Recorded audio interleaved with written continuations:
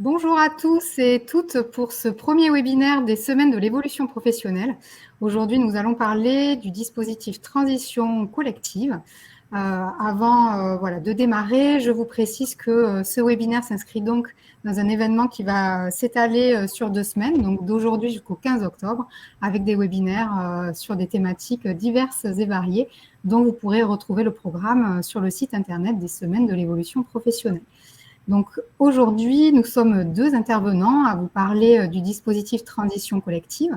Donc je suis moi-même Marie Delon, directrice de projet du Conseil en évolution professionnelle en Occitanie, et je suis accompagnée pour cela d'Alexis Lacoma, qui est chef de projet régional Transition collective, également en Occitanie. Donc là, vous êtes plusieurs entreprises de toute la France et vous aurez le plaisir d'apprécier notre petit accent du Sud aujourd'hui, puisque on représente l'Occitanie aujourd'hui. Je laisse la parole du coup à Alexis qui va vous en dire plus sur le sujet transition collective. Juste pour information, vous avez le micro coupé, mais n'hésitez pas à poser vos questions directement dans le chat. Nous y répondrons avec plaisir. Donc, merci Marie pour cette présentation et cette introduction. On va pouvoir entrer tout de suite dans le vif du sujet pour découvrir le dispositif transition collective. Donc, tout d'abord, un petit point de contexte. Ce dispositif, il s'inscrit dans une négociation entre les partenaires sociaux et l'État qui a été entamée dans la fin 2020 et qui a vu le jour au début 2021. Ce dispositif est financé par l'État, notamment dans le cadre du plan de relance qui s'appelle France Relance, et il vise à accompagner les reconversions professionnelles des salariés dans les entreprises qui connaissent des mutations économiques notamment ou des difficultés sur certains emplois. C'est un dispositif qui est initié par l'entreprise, donc c'est un petit peu l'innovation qu'il y a sur les dispositifs qui sont financés par Transition Pro Occitanie et par l'État, puisque généralement on était plutôt à l'initiative des salariés sur des démarches individuelles. Aujourd'hui, on est sur un dispositif qui est initié au sein de l'entreprise pour ces salariés qui occupent aujourd'hui des emplois qui sont dits fragilisés. Et on verra ce que c'est plus loin dans cette présentation, ce qu'est un emploi fragilisé. Pour vous donner un ordre de grandeur, ce dispositif qui s'inscrit dans le plan de France Relance, il a été alloué aujourd'hui un budget de 500 millions d'euros et qui vise sur 2 ans, donc jusqu'à 2022. Donc on ne sait pas encore si ce dispositif sera reconduit en suivant, mais aujourd'hui, il y a certaines évolutions qui vont être apportées au dispositif pour accompagner encore plus sa mise en œuvre et son déploiement en région. Donc, plusieurs objectifs, vous l'aurez compris, sur ce dispositif. Tout d'abord, c'est d'anticiper finalement les mutations économiques des entreprises et éviter, in fine, des brusques ruptures de parcours, notamment des salariés, en les accompagnant de manière volontaire vers une reconversion qui est dite sereine et préparée et assumée, tout en soutenant les développements des filières porteuses localement. Il y a une dimension locale qui est très forte dans ce dispositif puisqu'on s'inscrit dans une reconversion des salariés, des entreprises du bassin d'emploi et du bassin de vie qui ont des difficultés sur certains emplois qui sont dits fragilisés, pour les inscrire sur des métiers qui sont dits porteurs. On reviendra tout à l'heure sur ce que c'est un métier porteur, mais localement, pour favoriser toujours cette économie locale. Deuxième objectif, c'est de contribuer à former ces salariés dont l'emploi est menacé pour viser un métier porteur localement. Donc, troisième objectif, contribuer à embaucher ces mêmes salariés sur nouvellement formés et qualifiés pour répondre à des besoins très spécifiques qu'on retrouve dans certains bassins. Pour cela, l'État a mis en place un appel à manifestation d'intérêt auquel ont répondu certaines plateformes. On appelle ça des plateformes territoriales. Elles sont inscrites dans ce dispositif afin de permettre d'échanger sur des problématiques qui sont dites, encore une fois, locales, sur des difficultés ou encore sur des besoins en recrutement, sur, une fois de plus, ces métiers qui sont dits porteurs. À savoir que les évolutions qui devraient apparaître dans les prochaines semaines de la part du gouvernement sur ce dispositif va, pour favoriser encore plus le déploiement de ce dispositif dans les régions, mettre en place des budgets de financement et des moyens humains pour renforcer le pouvoir d'action de ces plateformes territoriales. Alors, je vais essayer de résumer rapidement ces 4 grandes parties de ce dispositif. Première partie, l'entreprise qui souhaitera entamer des démarches dans le cadre de cette transition collective devront, en leur sein, identifier des métiers qui sont dits menacés. On verra dans la slide suivante ce qu'est un emploi menacé pour une mise en place d'un accord GPP. Donc, c'est un accord qui vise à déployer les gestions d'emploi et des parcours professionnels, visant à mobiliser le dispositif de transition collective.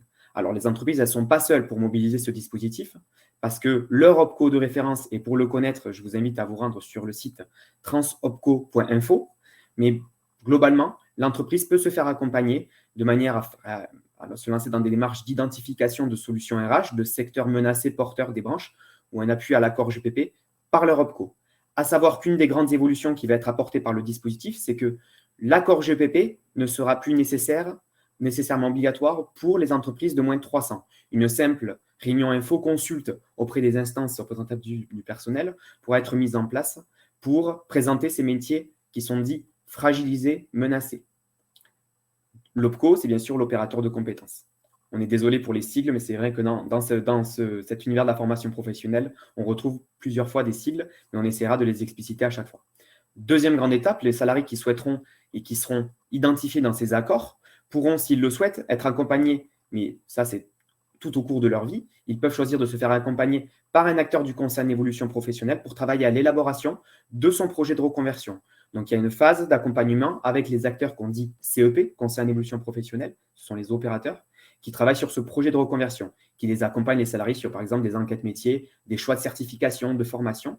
Et donc, on a plusieurs acteurs, comme par exemple le réseau EVA en Occitanie, l'APEC, Cap Emploi. Mais on retrouve les acteurs dans toutes les régions. Et Marie reviendra plus spécifiquement sur cet accompagnement CEP en deuxième partie de présentation.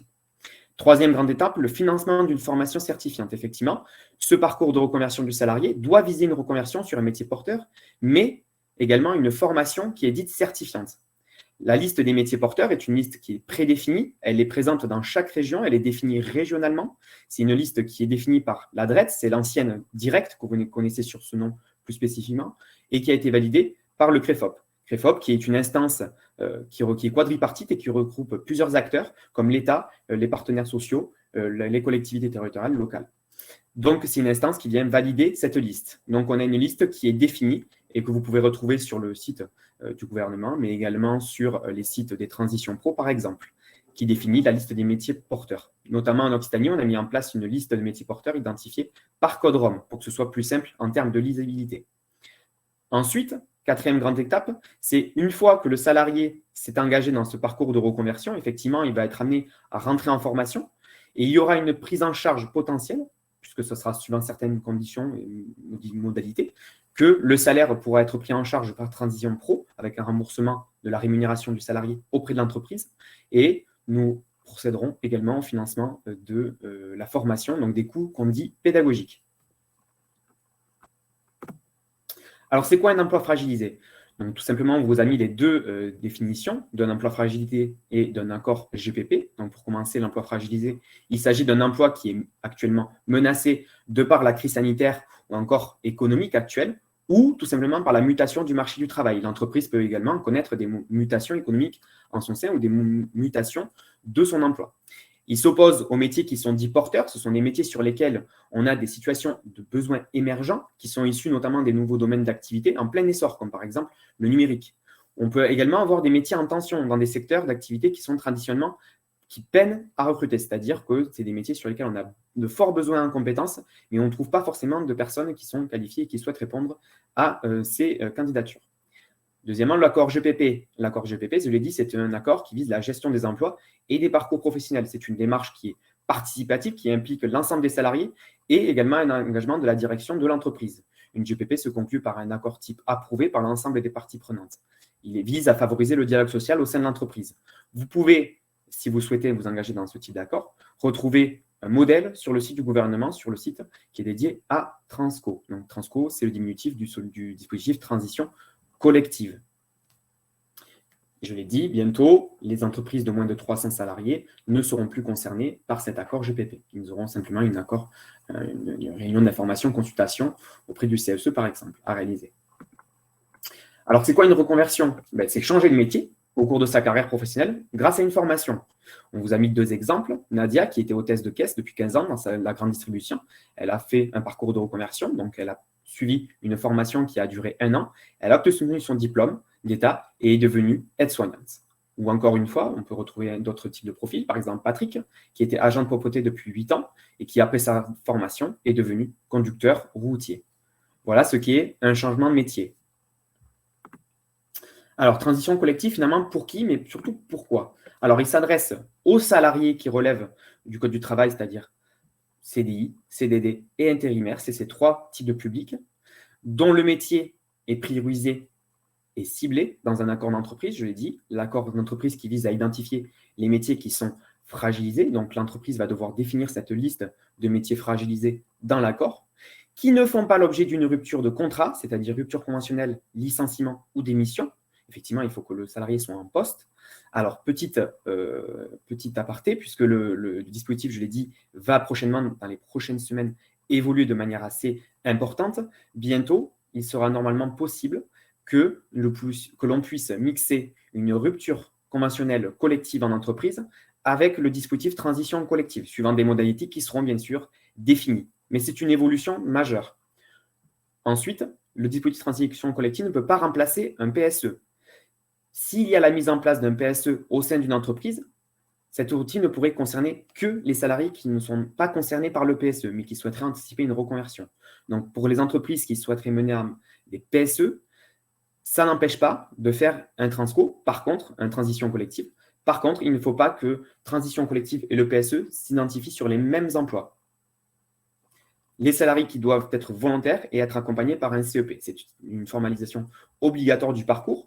Donc, les salariés qui vont souhaiter se reconvertir seront de manière obligatoire accompagnés par un conseiller en évolution professionnelle. Cet accompagnement, est gratuit, mais Marie y reviendra, je l'ai déjà dit en introduction.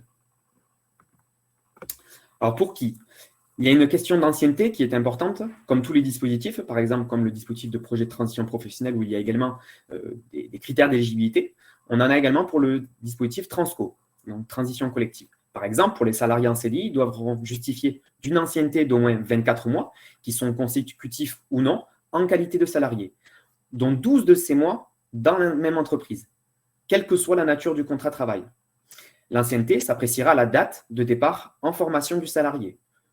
Pour ces salariés en CDD, ils devront justifier d'une ancienneté d'au moins 24 mois consécutifs ou non, en qualité de salarié au cours des 5 dernières années, dont 4 mois en CDD au cours de la dernière année, et être encore sous contrat au moment du dépôt de dossier et débuter sa formation au plus tard 6 mois après la fin de son contrat. C'est-à-dire que le moment où le salarié va remplir son dossier de transition collective, quand il va le déposer auprès de l'association de transition pro de sa région, il faudra qu'il soit encore sous contrat et que son contrat CDD ne s'arrête pas, soit au moins poursuivi, au plus tard 6 mois après la fin de son contrat. C'est-à-dire qu'entre la date d'accès à la formation et la fin de son contrat, il ne peut pas excéder 6 mois.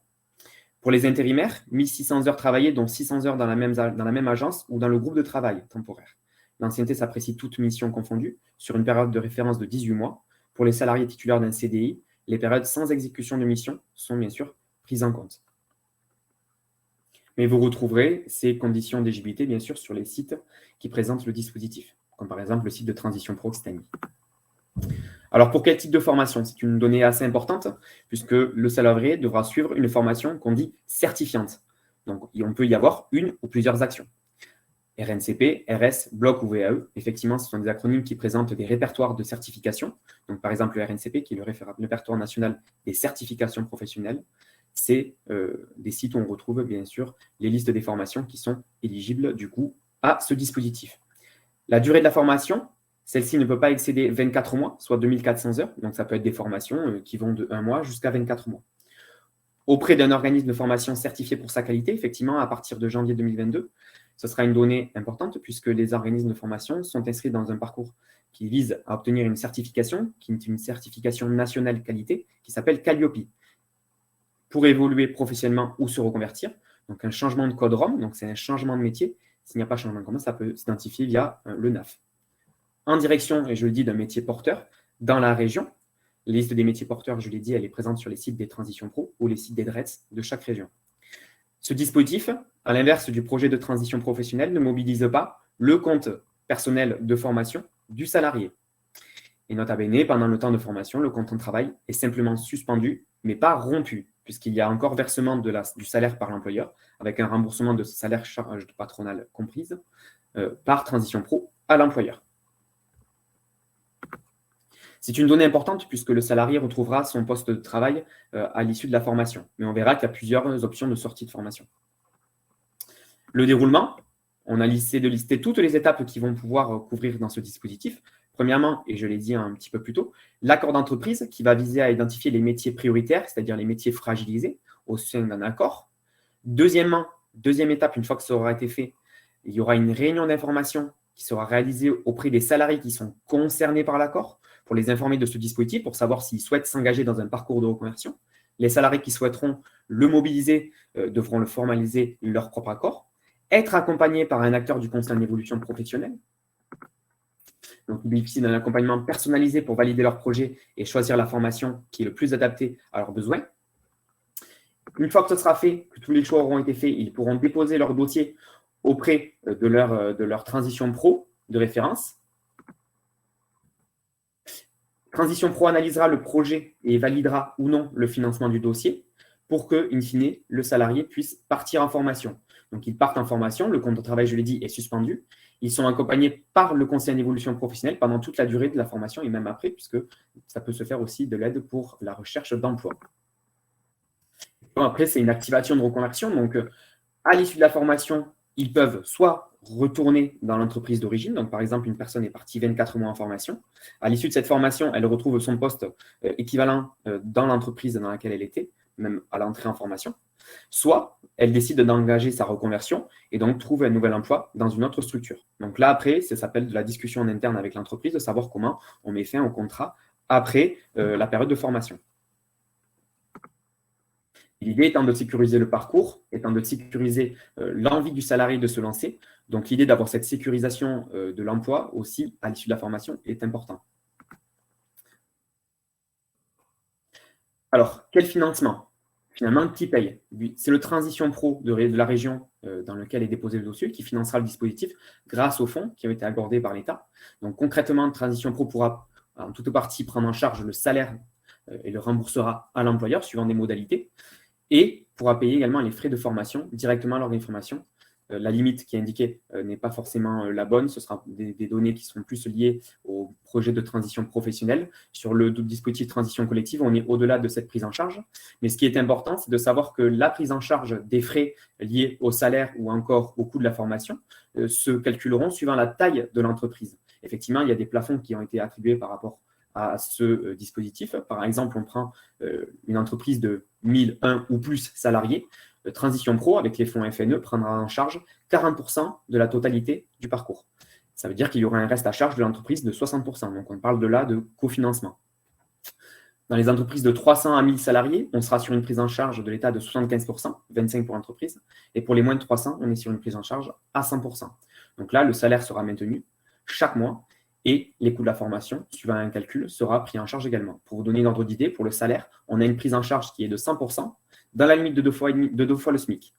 Au-delà du salarié qui touche 2 fois le SMIC, Transition Pro prendra en charge 90% du salaire. Donc, je vais maintenant céder la parole à Marie Delon pour la partie sur l'accompagnement CEP. Et on peut passer aux questions si jamais il y en a eu. C'est ce que j'allais dire, c'est-à-dire qu'avant de passer au CEP, il y a quelques questions dans le chat. La première question, j'y ai répondu en partie dans le chat, mais c'est bien de faire quelque chose à l'oral, était la suivante. Quelle est la différence entre le dispositif transition collective et un CSP, c'est-à-dire un contrat de sécurisation professionnelle, notamment pour les licenciés économiques?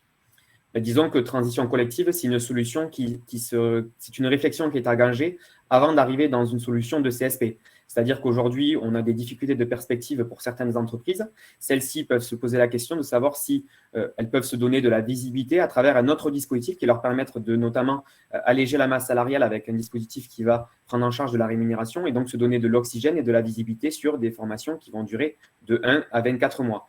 Donc, on peut partir là-dessus quand on est une entreprise en difficulté pour donner une autre solution aux salariés qu'un licenciement éco ou qu'un CSP ou qu'une rupture conventionnelle. C'est un autre moyen, un autre dispositif qui est à mobiliser, qui s'intègre, qui s'intègre dans une réflexion sur les parcours professionnels des salariés et donc leur permettre la possibilité de se reconvertir avec une prise en charge par l'État. Et effectivement, la principale différence, c'est que dans le cadre de transition collective, la personne, elle reste salariée pendant toute la durée de la formation et elle peut réintégrer l'entreprise à la fin de la formation. On avait également une autre question autour de la liste des emplois, des métiers porteurs. Une personne qui s'interrogeait de ne pas voir certains emplois dans la liste et qui demandait comment on pouvait la faire évoluer le cas échéant. Alors effectivement, ça appartient à chaque région de définir la procédure de mise à jour de la liste des métiers porteurs. Je vais vous prendre l'exemple de la région Occitanie. On a travaillé de concert avec les services de l'adresse, donc l'ancienne direct et également le CREFOP, pour définir une procédure que vous pouvez retrouver sur le site internet de Transition Pro Occitanie.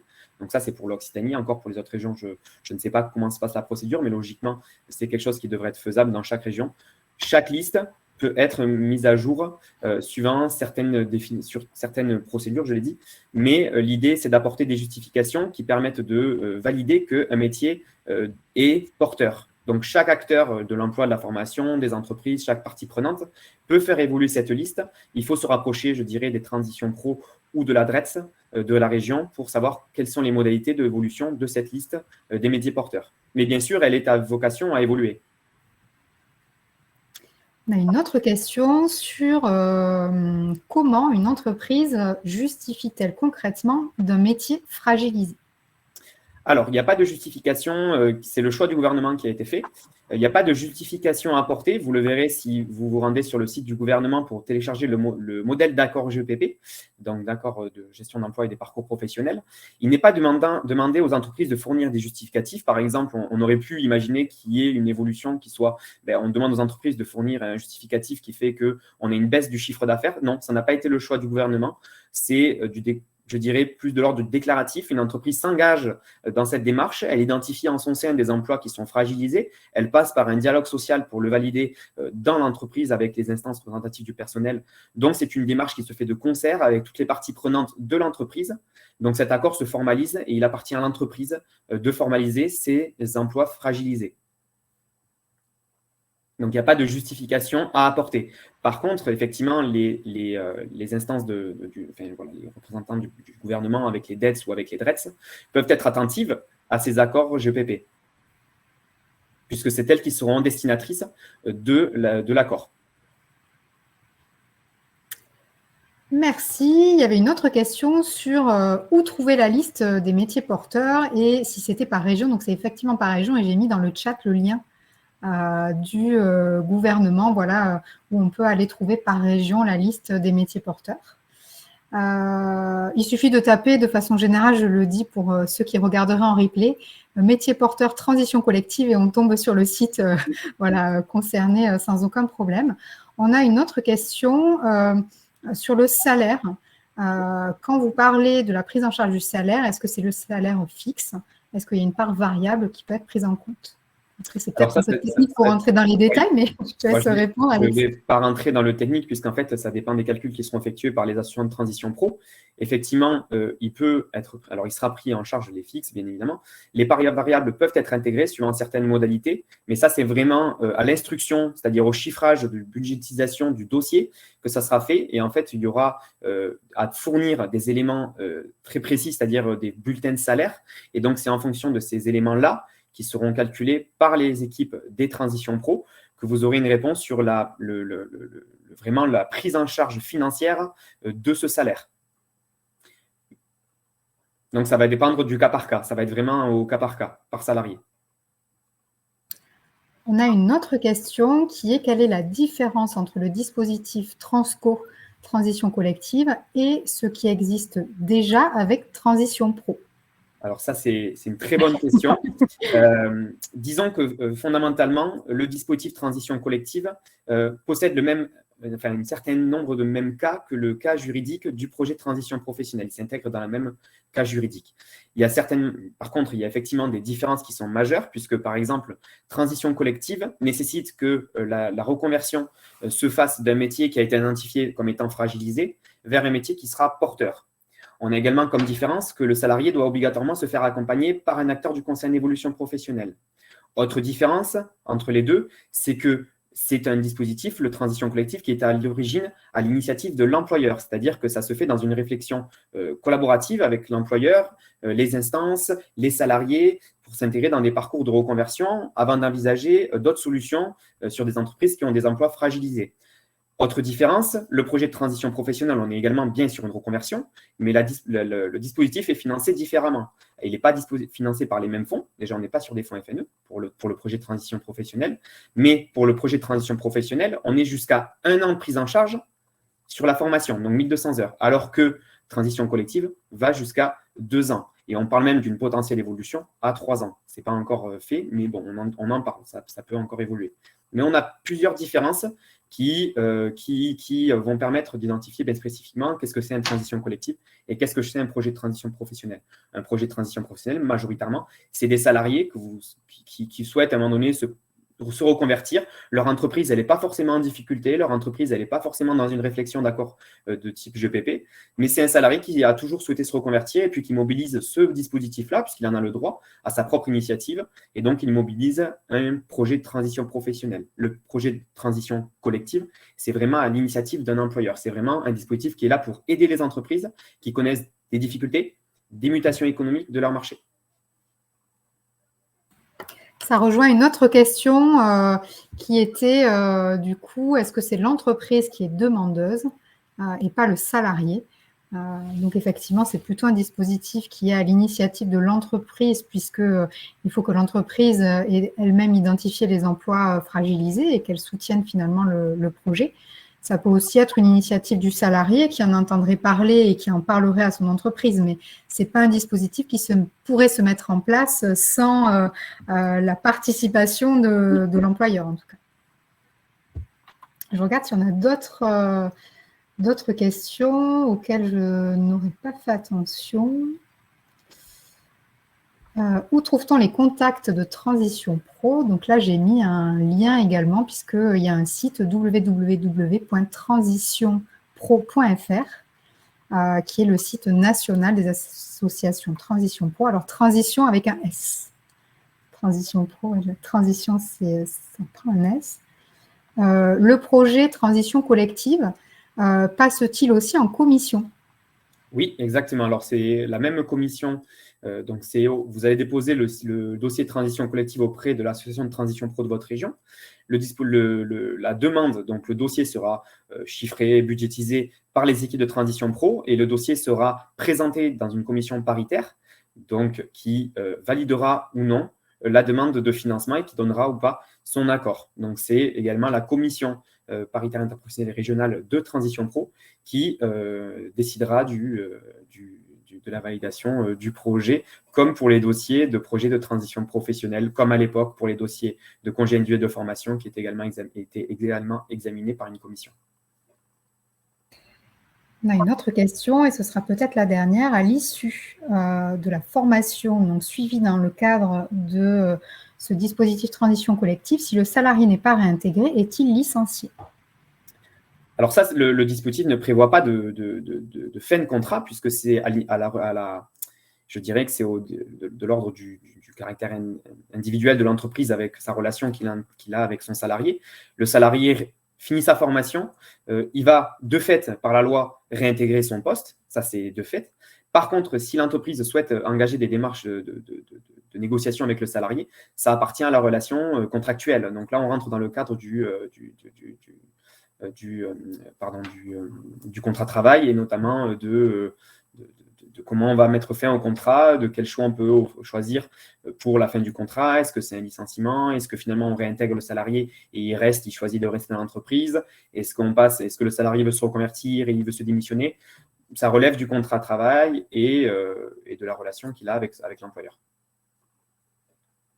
Et donc de l'exécution du contrat de travail dans le cadre du code.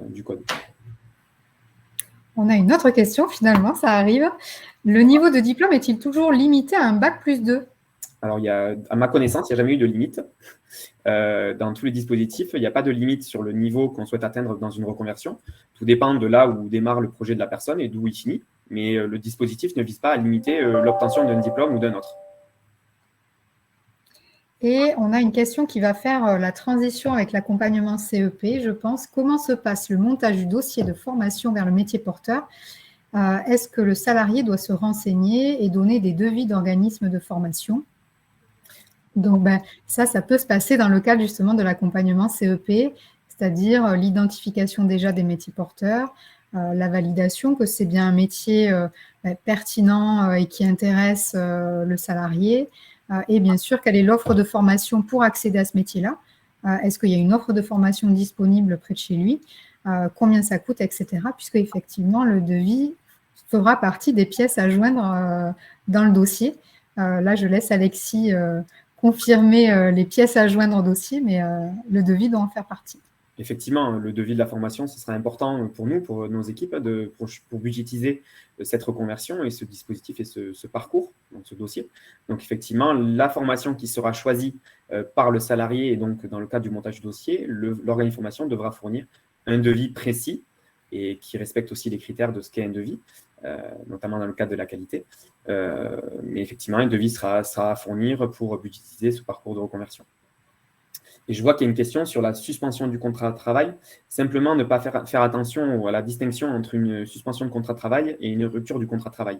Le fait que le contrat soit suspendu ne veut pas dire qu'il y a une rupture. La suspension, c'est simplement que le salarié part en formation. Par contre, le contrat continue à s'exécuter et donc il y a toujours un maintien du salaire et le salarié est toujours fait partie intégrante de l'entreprise, même quand il est en formation. On dit simplement qu'il y a suspension parce qu'il part, pendant son temps de travail, par exemple, exécuter une formation. Donc, à l'issue de la formation, il réintègre son poste dans les mêmes conditions qu'il ne les a pas quittés, parce qu'il n'a pas quitté l'entreprise, mais dans les mêmes conditions qu'à l'origine. C'est pour ça qu'on parle de suspension, mais pas de rupture. Après, c'est vrai qu'il y avait la question aussi de... finalement, on est parti vers le dispositif transition collective parce que le métier, l'emploi avait été identifié comme étant fragilisé. Et du coup, il y a la question de si je réintègre l'entreprise, est-ce que mon emploi est toujours fragilisé à ce moment-là? Parce qu'un emploi peut être fragilisé à un moment donné quand on monte le dossier. Et puis, si la formation dure 2 ans, finalement, au retour dans l'entreprise, peut-être que l'emploi n'est plus si fragilisé que cela. Et que du coup, la personne peut aussi décider finalement de rester dans son entreprise, mais elle peut aussi décider d'aller mettre en œuvre, exécuter son nouvel emploi et donc là, décider de quitter son entreprise, même si son emploi n'est plus fragilisé en fait au moment où elle revient. L'idée générale, ce n'est pas de licencier le salarié. L'idée générale de ce dispositif, c'est de maintenir l'employabilité des salariés sur des emplois qui sont dits porteurs dans des bassins locaux, donc dans des bassins locaux. Donc, l'idée, c'est que si finalement le salarié, parce qu'il y a une reprise économique de l'emploi dans son entreprise et qu'il décide de rester dans son emploi, parfait, il peut choisir d'y rester. Par contre, grâce à cette formation, il aura aussi travaillé sur son employabilité et donc il sera capable à tout moment de se reconvertir sur le métier dans lequel il a été formé. Il y a une question aussi que tu as dû voir, Alexis. Alors, c'est peut-être parce que le nom s'appelle transition collective, justement, mais Nathalie demande s'il peut y avoir des demandes collectives de Transco ou si c'est uniquement des demandes individuelles de salariés. Alors, on parle de transition collective parce qu'on est à l'origine à l'initiative d'un employeur. Donc, forcément, si on parle à l'initiative d'un employeur, on va parler d'un collectif, puisqu'il va dire tous mes salariés qui sont identifiés dans mon accord sur tel poste, par exemple, je vais prendre par exemple le métier de contrôleur qualité, une entreprise peut dire dans mon entreprise, les contrôleurs qualité sont des emplois fragilisés. Donc, en fait, si on va jusqu'au bout et que l'accord est déposé, ça veut dire que tous les salariés qui sont identifiés comme contrôleurs qualité pourront mobiliser, suivant les conditions d'éligibilité, mais pourront mobiliser ce dispositif. C'est pour ça qu'on parle de transition collective. Par contre, on est bien sur des demandes in fine individuelles, puisque chaque salarié va faire sa demande. Pourquoi? Parce que chaque salarié n'aura pas forcément le même projet. On ne pourra pas dire à tous les salariés, vous allez tous vous reformer dans telle formation pour faire tel métier. Ça relève de l'accompagnement qu'ils vont avoir avec le conseil d'évolution professionnelle pour dire, moi, je souhaiterais me reconvertir dans tel secteur, tel métier, parce que ça fait des années que j'y pense, et ça m'a toujours plu, j'ai toujours été intéressé. Mais au final, chaque projet est personnel et appartient aux salariés. Donc, on parle de demande collective parce que c'est l'identification par l'entreprise d'un métier qui est occupé par beaucoup de personnes potentiellement, mais in fine, c'est chaque salarié qui va travailler à son projet, qui va déposer son dossier individuellement pour qu'il y ait un chiffrage de la formation par transition pro. Mais autant on va avoir, désolé, il y a un moustique, on va avoir des salariés qui vont peut-être partir pendant 1 an en formation, d'autres salariés qui vont partir pendant 2 ans, d'autres ça peut être 3 mois, voilà, ça va dépendre de chaque projet. C'est pour ça qu'on parle de transition collective parce qu'on est à l'employeur, mais finalement, à la fin, c'est chaque projet individuellement de chaque salarié. Et d'ailleurs, c'est bien le salarié qui décide ou pas de mobiliser ce dispositif-là. Ce n'est pas parce qu'un salarié a été identifié, en tout cas que son emploi a été identifié par l'employeur comme étant un emploi fragilisé, que le salarié est obligé d'aller mobiliser ce dispositif-là. On est vraiment sur une démarche individuelle et volontaire du salarié. Et d'ailleurs, le mot volontaire, on l'avait mis en gros et en gras. On a une remarque également sur le fait que les accords GEPP peuvent être valables seulement 3 ans et donc que les métiers fragilisés peuvent changer et parfois rapidement. Ouais. Donc, il peut y avoir des avenants, effectivement, à l'accord pour mettre à jour la liste des emplois fragilisés. Et on a une demande également, Alexis, transition collective ne mobilise donc jamais le compte personnel de formation. En fait, on a apporté cette information parce que, pour pas qu'il y ait de confusion, effectivement, dans le cadre du projet de transition professionnelle, l'autre dispositif qu'on finance chez Transition Pro, ce financement est adossé au CPF. C'est-à-dire que si la personne a du CPF, on va de fait le mobiliser dans le cadre du projet de transition professionnelle. Par contre, comme le dispositif de transition collective, ce n'est pas du tout le même fonds, le dispositif ne mobilise pas de fait le CPF. C'est-à-dire que on ne touchera pas au compte personnel de formation du salarié s'il part dans une transition collective, dans un dispositif de transition collective. On va passer du coup, on a une petite fenêtre là sans question. Donc, on va passer à l'accompagnement CEP. On va voir d'abord comment finalement l'opérateur du conseil en évolution professionnelle est impliqué dans le cadre de ce dispositif-là. D'abord, il peut être mobilisé dans le cadre d'une information, enfin de l'animation d'une réunion d'information collective. Alors, je n'ai pas le visuel. Ah voilà, parfait.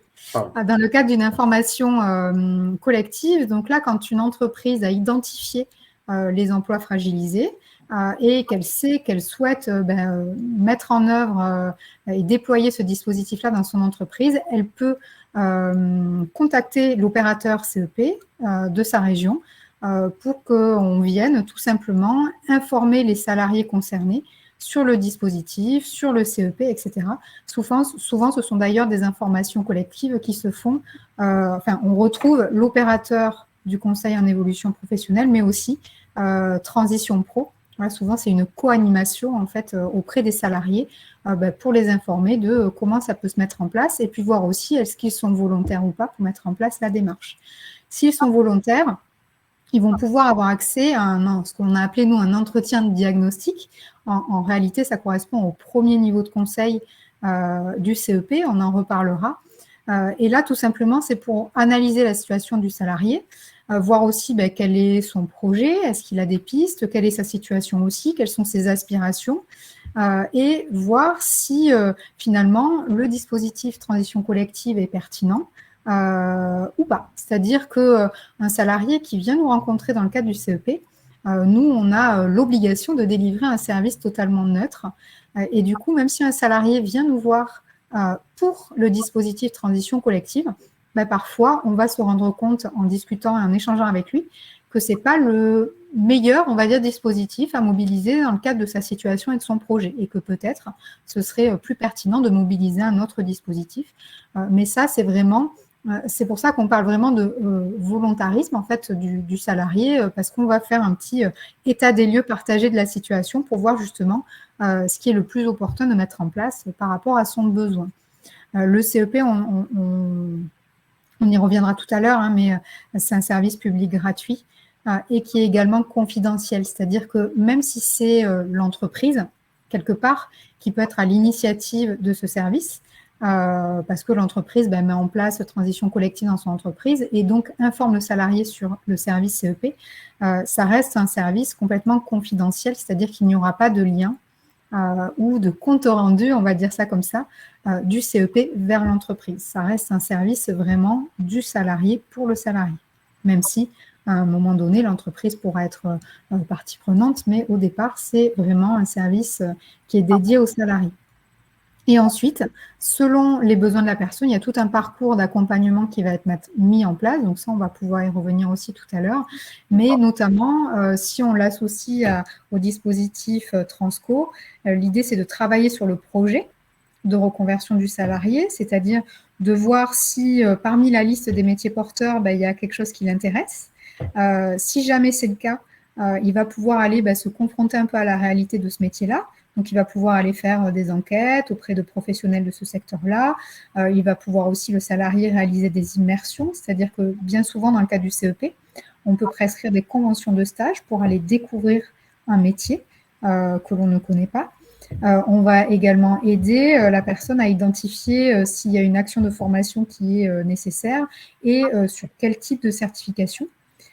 Et on va l'aider bien sûr à constituer le dossier, puisque dans le cadre de transition collective, il y a un dossier à constituer qui sera étudié par la commission de transition pro dont parlait tout à l'heure Alexis, et donc le conseiller en évolution professionnelle pourra aider la personne à constituer ce dossier-là.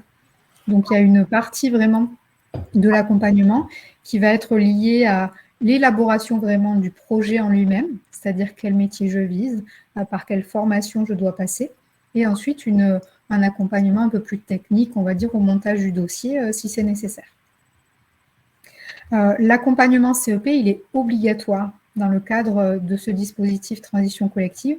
Ce n'est pas le cas de tous les dispositifs, mais pour celui-là, le passage par le CEP est obligatoire, notamment pour que le CEP s'assure que c'est bien une démarche volontaire du salarié et que ce n'est pas quelque chose qui est rendu obligatoire quelque part par l'entreprise.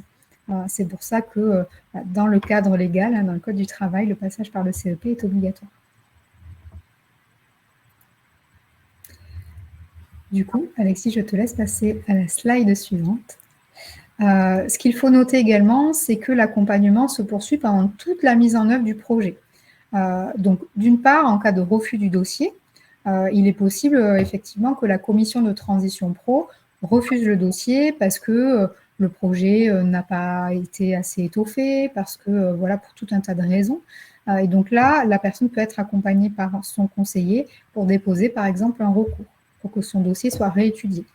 L'accompagnement, il se poursuit aussi si le dossier de la personne est accepté, la personne va partir en formation, et donc là, l'accompagnement peut aussi se poursuivre si c'est nécessaire, pendant la formation s'il y a besoin, mais aussi à l'issue de la formation. C'est-à-dire que si on considère que la personne, elle a fait ce parcours-là pour ensuite, pour se former à un autre métier et pour exercer ce métier dans une autre entreprise que la sienne, avec le CEP, elle peut être accompagnée à retravailler son CV, retravailler sa lettre de motivation pour trouver un emploi, par exemple, dans une autre entreprise.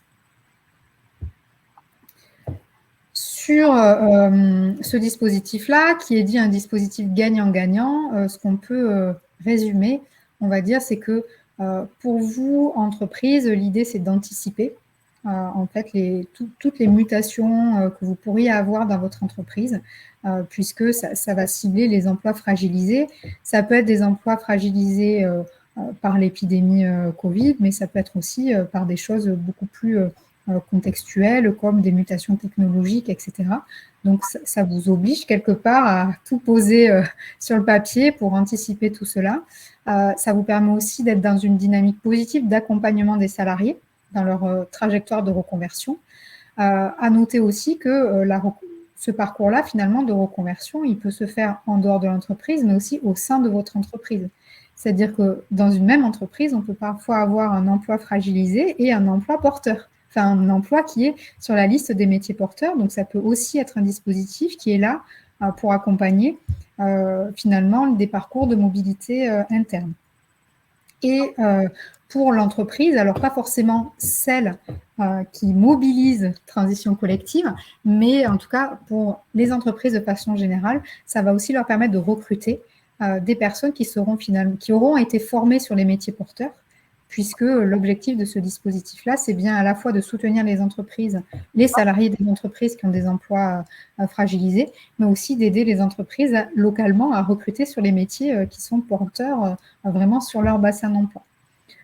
Pour le salarié, l'objectif, l'apport principal, c'est d'être acteur de son parcours, d'anticiper une transition professionnelle qui aurait pu être subie ou forcée, voilà, d'en faire finalement un point positif, de développer ses compétences, d'être employable finalement dans un nouveau domaine et d'avoir une transition financée, sécurisée, puisqu'on l'a dit, le contrat n'est pas rompu pendant la formation, il est seulement suspendu et avec le maintien de sa rémunération.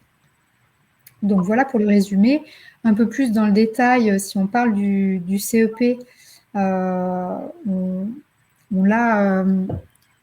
ne sais pas si on la passe du coup cette vidéo. On va vous mettre le lien dans le chat, vous pourrez aller la voir si vous le souhaitez peut-être, comme il ne nous reste pas beaucoup de temps. Alors, attends, je vais essayer pour voir. Hop.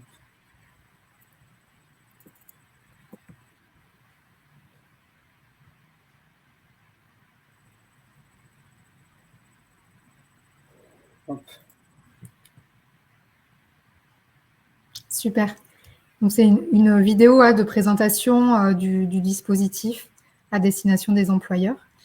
On va revenir du coup sur le CEP très rapidement, puisqu'il y a quelques slides encore qui présentent notamment les différents opérateurs du CEP en fonction du statut.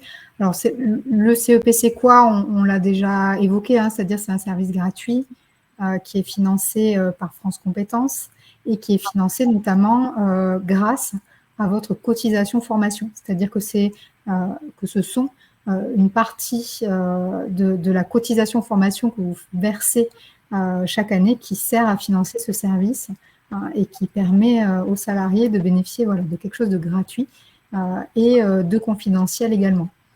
Sur les opérateurs, ensuite, du conseil en évolution professionnelle, ça va dépendre du statut de la personne.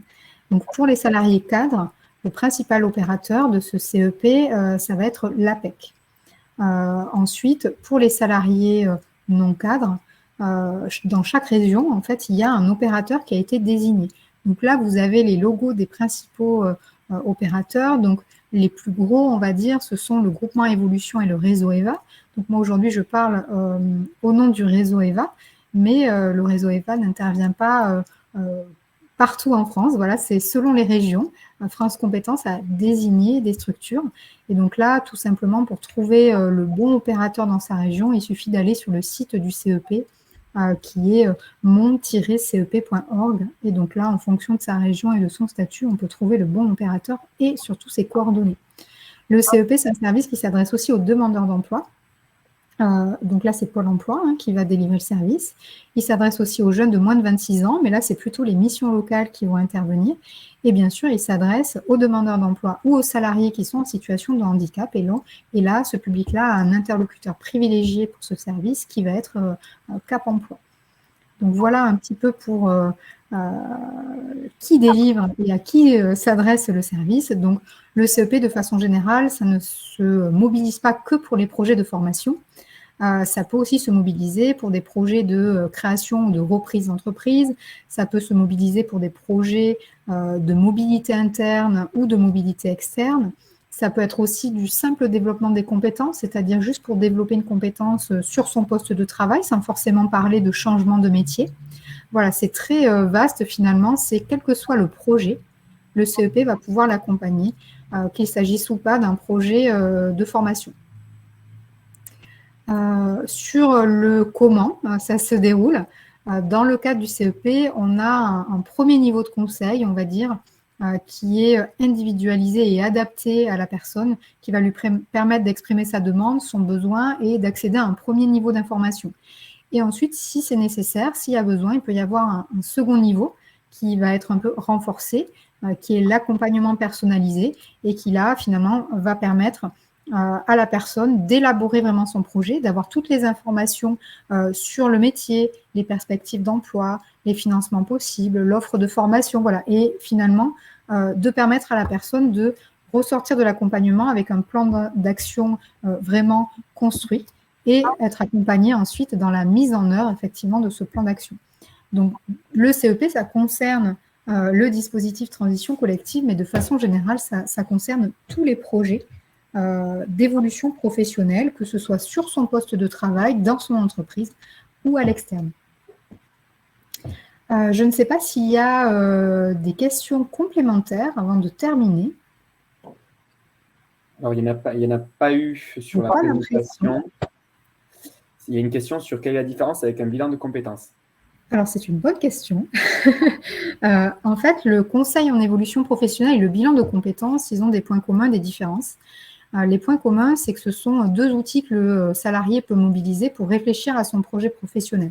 Par contre, il y a des différences majeures, c'est-à-dire que le conseil en évolution professionnelle, c'est gratuit, c'est un service public, alors que le bilan de compétences, c'est une prestation payante. certes qui pourra être financé avec les euros que le salarié aura acquis sur son compte personnel de formation, mais c'est quand même une différence, c'est-à-dire le CEP c'est gratuit, le bilan de compétences c'est payant. Il y a également une différence du coup forcément sur le fond et notamment sur la durée. C'est-à-dire que le bilan de compétences, c'est 24 heures en général d'accompagnement. Le conseil en évolution professionnelle, on va dire en moyenne, c'est à peu près 8 heures. Ça reste une moyenne, hein, puisque comme c'est un service public, ça peut durer 4 heures, comme ça peut durer 10 heures. Voilà. Donc, mais en moyenne, c'est plutôt 8 heures. Donc, on voit bien que le bilan de compétences, c'est un accompagnement beaucoup plus approfondi et notamment, le bilan de compétences va s'adresser aux personnes qui n'ont aucune idée, qui sont un peu perdues, qui ont vraiment besoin d'un temps pour eux, pour apprendre à mieux se connaître, à identifier leurs traits de personnalité, leurs intérêts, leurs aspirations, etc. Dans le bilan de compétences, il y a une très grosse partie qui est l'accès à la connaissance de soi pour justement être aidé à identifier des pistes d'évolution professionnelle. Alors que dans le cadre du conseil en évolution professionnelle, on va plutôt accompagner des personnes qui ont déjà une idée, qui ont un objectif, on va dire, professionnel. Et du coup, on va les aider à déjà formaliser ce projet-là et à construire le plan d'action. Parfois, il peut aussi arriver qu'on reçoive quelqu'un, un bénéficiaire, dans le cadre du CEP, et puis finalement, on se met d'accord avec la personne que dans un premier temps, c'est plutôt un bilan de compétences qui va être le plus pertinent. Donc la personne, elle va partir faire le bilan de compétences et revenir ensuite voir son conseiller ou sa conseillère en évolution professionnelle. Donc c'est deux outils qui peuvent finalement s'articuler avec la principale différence que le CEP est un service public et donc est gratuit. Alors, on a une autre question qui est: le salarié a-t-il un délai de prévention s'il n'y a pas de retour à son poste à l'issue de la formation, notamment pour que l'entreprise puisse s'organiser afin de le remplacer, par exemple pour les intérimaires? Alors là, j'imagine que ça dépendra du contrat de la personne, c'est-à-dire que si la personne doit démissionner, par exemple, dans son contrat, elle a un délai de préavis. Donc, en fait, c'est les clauses du contrat de travail ou de l'accord, oui, c'est ça, de la convention collective qui s'applique, qui va jouer. Il n'y a rien il me semble, Alexis, dans les textes en eux-mêmes, en fait, sur le dispositif qui précise ça. En fait, c'est le contrat de travail là qui va s'appliquer. C'est le cadre de la démission, en fait, finalement. Le dispositif ne se substitue pas au code du travail ou à l'accord d'entreprise ou à l'accord de branche ou au contrat de travail ou au code du travail dans la rupture de l'exécution du contrat à l'issue de la formation. Donc, dans le dispositif, on ne retrouve pas de dimension sur la délai de prévention. Ce que dit le texte de loi, le texte, c'est que le salarié retrouve son poste à l'issue de la formation. Si, par exemple, par contre, il souhaite démissionner, c'est le code ou l'accord d'entreprise, de branche ou le contrat de travail qui s'applique. Idem pour les autres modalités de rupture du contrat. Après, effectivement, il y a eu plusieurs questions à laquelle il a été répondu pour obtenir le support. Effectivement, le support ne sera pas communiqué, mais vous pourrez retrouver, et ça a été mis dans le chat, le lien pour le replay de ce webinaire. Tout à fait. Sachant que ça peut être intéressant aussi la dimension sur le CEP, puisque vous êtes, je pense, pour beaucoup en cours de réalisation des entretiens professionnels.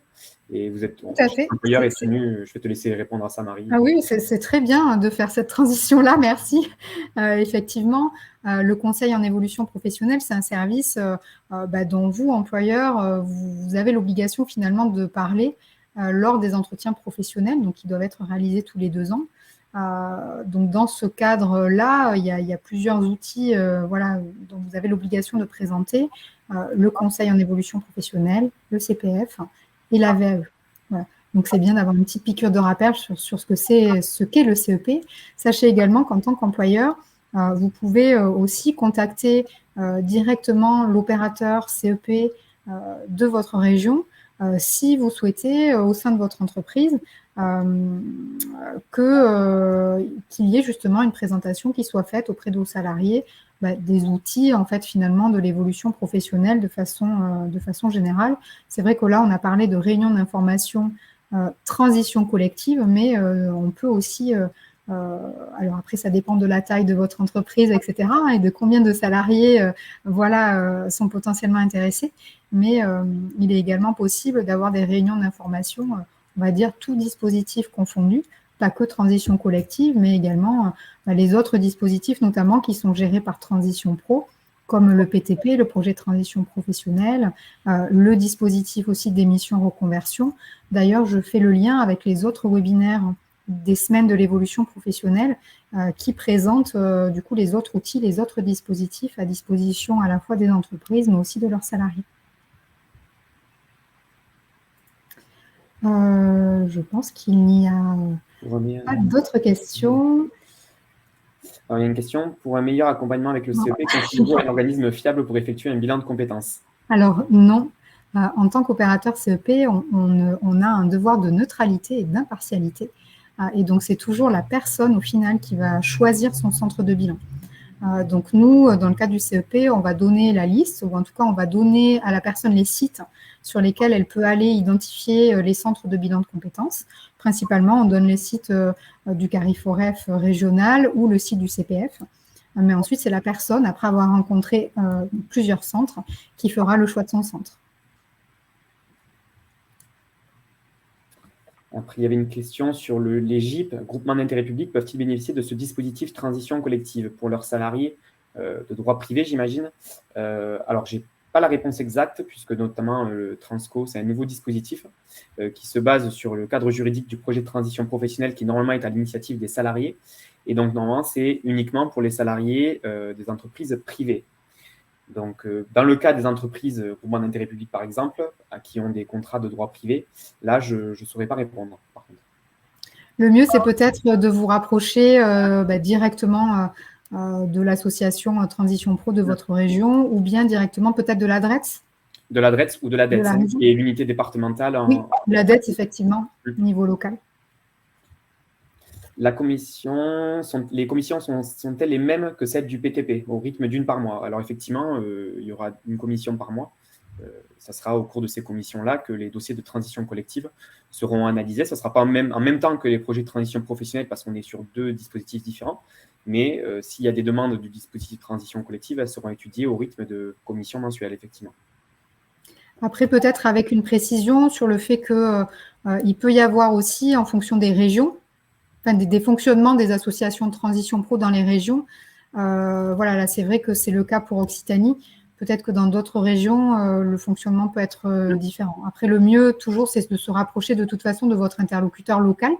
Parce que là, vous l'avez compris, nous, on est très experts de l'Occitanie, mais un peu moins des autres régions. Donc, n'hésitez pas à contacter vos interlocuteurs régionaux pour avoir des réponses à vos questions. Merci en tout cas de votre participation. Merci Alexis pour la co-animation de ce webinaire.